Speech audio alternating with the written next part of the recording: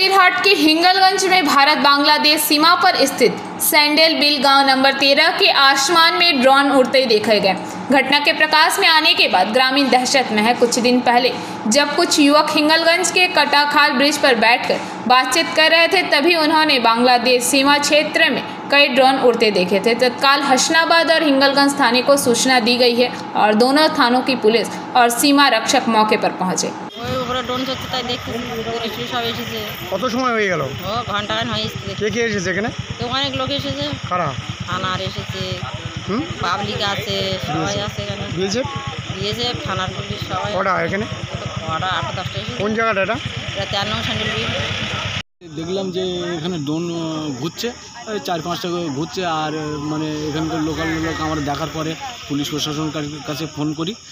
তারা এসে বিএসএফ এসছে, এসে এটাকে পর্যবেক্ষণ করছে। এর মতন পরিস্থিতি এখন প্রশাসনভাবে কীভাবে কী স্টেপ নেয় সেই অপেক্ষায় আমরা সাধারণ মানুষ আছি। কোথায় এটা? এটা হচ্ছে 13 নম্বর এবিএস মদনমোহন বিদ্যাপীঠ। কী নাম আপনার? আমার নাম নীতিশ কুমার পাল। আকাশে ড্রোন উঠছে যে আশঙ্কা দেখতে পাচ্ছি, হ্যাঁ, তার জন্য সাধারণ মানুষ কৌতূহল এবং মানুষের কৌতূহল বা আবেগ বা উৎসাহ নিয়ে আসছে কী ব্যাপারে আশঙ্কা একটা ড্রোন আকাশে উঠছে কেন।